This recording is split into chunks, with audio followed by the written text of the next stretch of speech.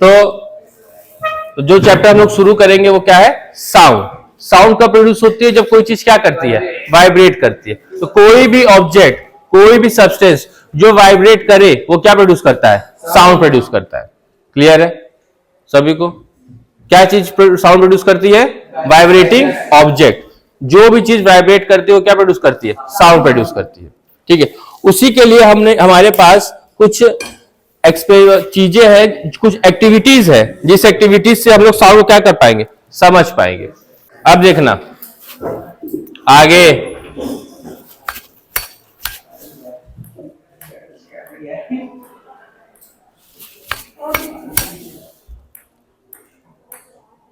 हो रहा है क्या? मैंने उसको बॉल को मार रहा हूं, बॉल अपने आप आ रही है, इस ट्यूनिंग फॉर्क पे क्या हो रही है, टकरा रही है, और टकराने के बाद अपने आप जा रही है।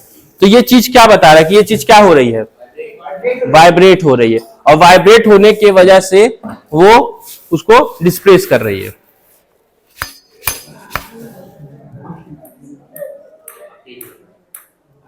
हो रहा है?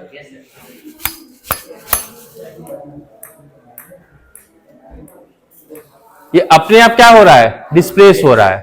ठीक है, ये हुआ मेरा एक एक्टिविटी। दूसरा एक्टिविटी में क्या कह रहा है कि हमें क्या लेना है, एक वाटर लेना है, और उस वाटर में मुझे ट्यूनिंग फॉर्क को डालना है।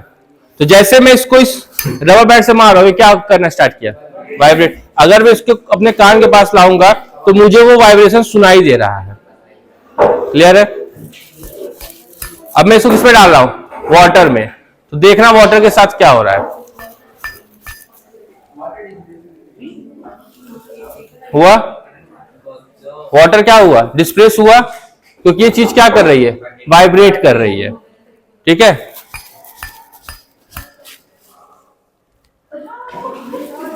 अरे सर कॉल हो रहा है, आपसे वो कर दीजिएगा। हो रहा है? तो वो क्या कर रही है, डिस्प्लेस कर रही है। यहां तक कोई डाउट? तो कोई चीज साउंड कब प्रोड्यूस करती है, जब वो क्या करती है, वाइब्रेट करती है। हमने इसको दो एक्टिविटी से जाना कि वाइब्रेशन क्या करती है, चीजों को डिस्प्लेस करती है। क्लियर है बात? कोई डाउट किसी को कि साउंड को क्या चाहिए,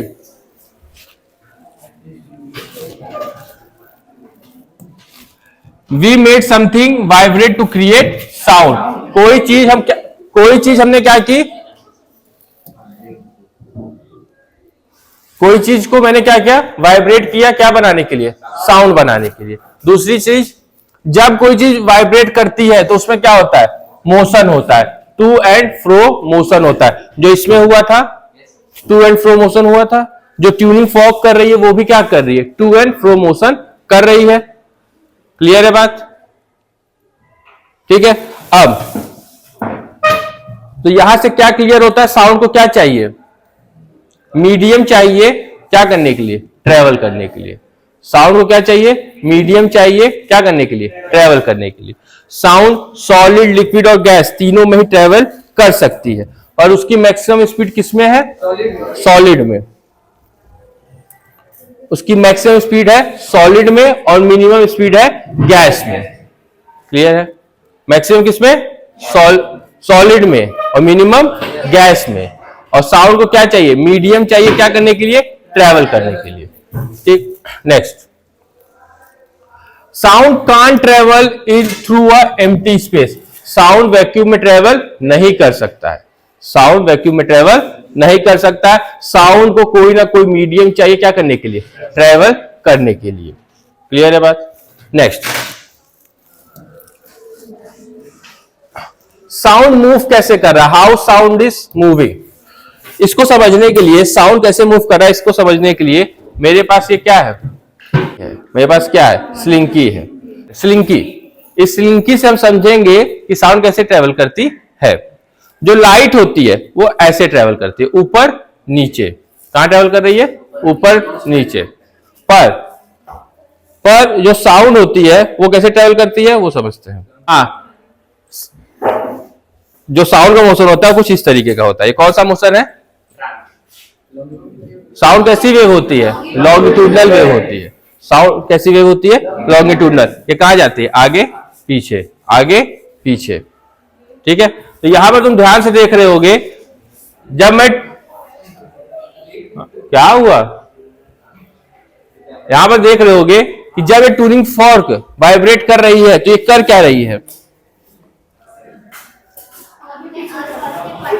वो अपने आसपास के जो एयर है उस एयर को एक पास लेके आ रही है। इसको हम लोग कंप्रेशन कहते हैं। एयर कहां आ रहा है? पास आ रहा है। ठीक है, फिर ये यहां पर क्या हो रहा है? एयर दूर जा रहा है तो ये रेयरफेक्शन हुआ। फिर एयर कहां आ रहा है? पास आ रहा है, कंप्रेशन हुआ। फिर कहां जा रहा है? दूर जा रहा है। जो इसमें आप देख पा रहे होगे कि एक जगह पर तुम देखोगे ना वो वेव पास पास आ रहा है, दूसरी जगह पर ये दूर दूर जा रहा है। जैसे मैंने यहां से इसको क्रिएट किया तो पहले यहां के जो पार्टिकल्स होंगे वो पास आएंगे, फिर वो दूर जाएंगे, फिर उसके बगल वाला पास आएगा, फिर वो अपने उसके बगल वाला पास, और इस तरीके से वो क्या करेगा? प्रोपागेट करेगा। देख रहे हैं, एक जगह पास आया, दूसरी जगह पे वो क्या जा रहा है? दूर जा रहा है। तो एक जगह कंप्रेशन हो रहा है, एक जगह रेयरफेक्शन हो रहा है।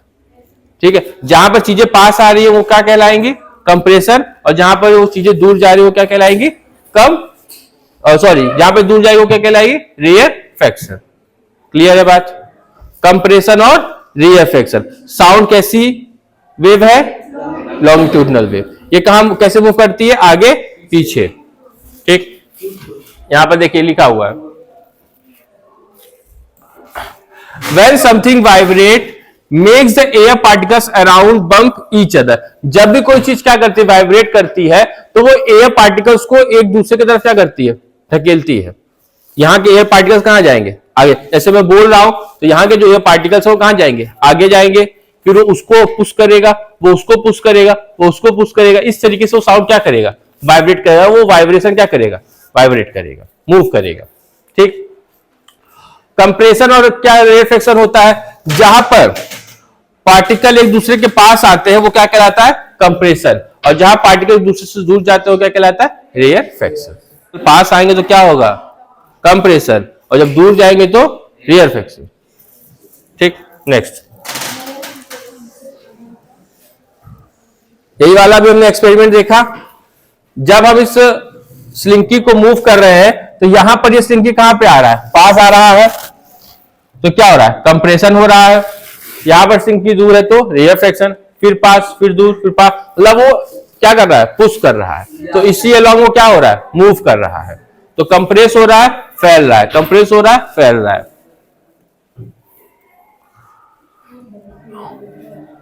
लॉन्गिट्यूडनल वेव हम किसको कहते हैं? देखो, पार्टिकल का मोशन भी इधर हो रहा है, लेफ्ट टू राइट या राइट टू लेफ्ट हो रहा है, और वेव का मोशन भी कहां हो रहा है? लेफ्ट टू राइट हो रहा है। जैसे ट्रांसवर्स में क्या होता है? वो वेव तो आगे जाती है, वेव कहां जा रही है? आगे, पर उनके पार्टिकल का मोशन कहां हो रहा है? ऊपर नीचे। पर लॉन्गिट्यूडनल वेव में क्या है? मोशन भी इधर हो रहा है और पार्टिकल का मोशन भी इधर हो रहा है। वही कह रहा है, particle in the wave move back और forth in the same direction as the wave itself. Particle भी वैसे ही मूव करते हैं जैसे वेव मूव कर रहा है। वेव कहां जा रहा है? आगे, और पार्टिकल भी कहां जा रहा है? आगे। तो दोनों ही कहां जा रहे हैं? आगे जा रहे हैं। क्लियर है बात? तो इसे हम लोग कौन सा वेव कहते हैं? Longitudinal wave. क्लियर है बात? नेक्स्ट, वो part that of the wave where the particle are close together are called compression and where they are spread out is called rarefaction। जब वो पास होते हैं तो क्या कहलाएगा? कंप्रेशन, और जब वो दूर रहेंगे तो क्या कहलाएगा? रेयरफेक्शन। पास रहेंगे तो कंप्रेशन और दूर रहेंगे तो रेयरफेक्शन। क्लियर है बात?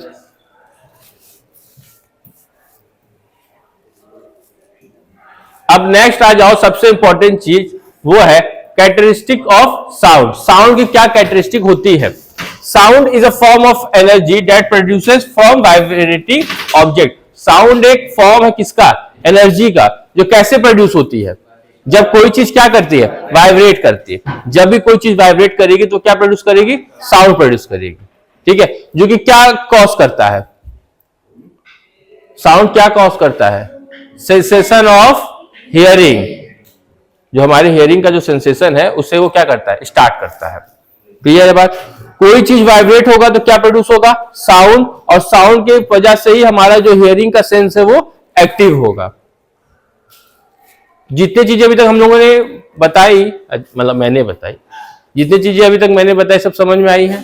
कंप्रेशन, रेयरफैक्शन, लॉन्गिट्यूडनल वेव हो गया। कोई भी चीज वाइब्रेट करेगी तो क्या प्रोड्यूस करेगी? साउंड प्रोड्यूस करेगी। और साउंड ही क्या कॉज करता है? सेंसेशन ऑफ हियरिंग, सुनने का हमारी क्षमता को क्या करता है? चालू करता है। ठीक, अब जो प्रॉपर्टीज होता है साउंड का उसको हम लोग समझेंगे। तो सबसे पहले जो प्रॉपर्टी है वो क्या है? वो है एम्पलीट्यूड। क्या है? एम्पलीट्यूड। एक मिनट रुक जाना, देखें ग्राफ दिया है कि नहीं दिया है। हाँ हाँ हाँ हाँ, पहला क्या है? एम्पलीट्यूड। आप देख रहे होगे ये मीन पोजीशन है। ये कौन सी पोजीशन है? मीन पोजीशन है। सपोज कर लो ये वेव इस मीन पोजीशन से क्या हुई? स्टार्ट हुई और यहां से स्टार्ट होके यहां पर ये अपने मैक्सिमम पोजीशन में पहुंची, या तो मैक्सिमम पोजीशन पहुंची ना। तो यही डिस्टेंस जो मीन पोजीशन से मैक्सिमम पोजीशन का होता है इसी को हम क्या कहते हैं? एम्पलीट्यूड। ये इसकी मीन पोजीशन से जहां से ये बॉडी क्या हुई थी? स्टार्ट हुई थी, यहां से स्टार्ट हो गई ये सबसे मैक्सिमम डिस्प्लेसमेंट में पहुंची है, तो इसको हम लोग क्या कहते हैं? एम्पलीट्यूड कहते हैं। क्लियर है सभी को? एम्पलीट्यूड को तो फिर हम डिफाइन कैसे कर पाएंगे?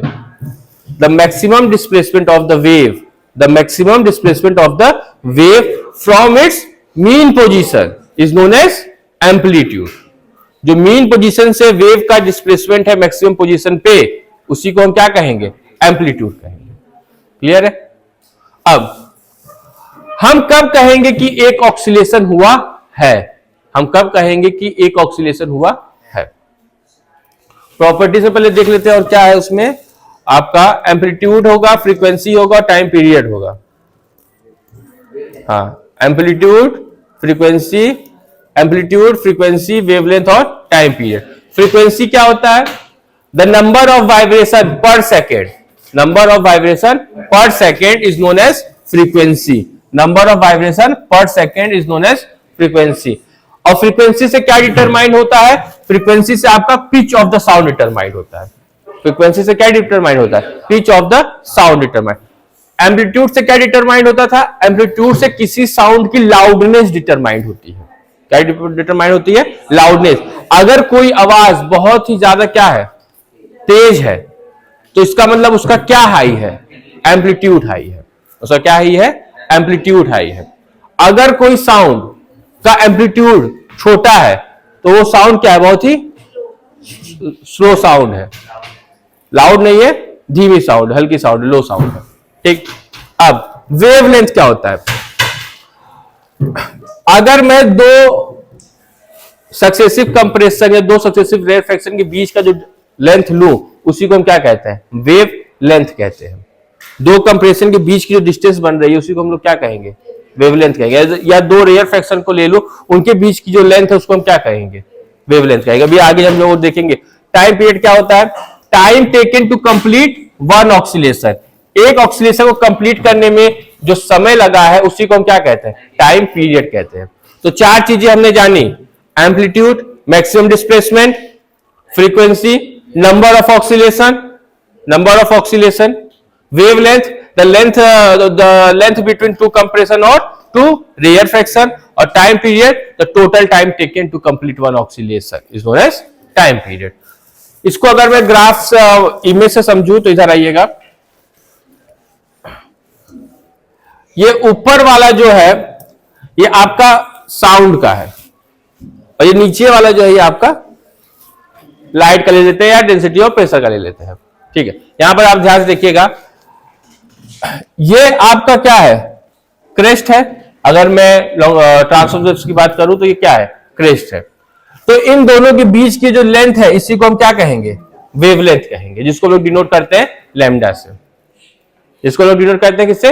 लैम्डा से। या अगर मैं साउंड की बात करूं तो यहां पर कंप्रेशन हो रहा है, यहां पर कंप्रेशन हो रहा है, या इन दोनों के बीच की जो डिस्टेंस है या जो लेंथ है यही क्या कहलाएगा? वेव लेंथ, जिसको डिनोट किससे करेंगे हम? लैम्डा से। या दो रेयर फ्रैक्शन, इसके और इसके बीच की जो लेंथ होगी ये क्या कहलाएगी? वेव लेंथ कहलाएगी। डिनोट किससे करेंगे? लैम्डा से।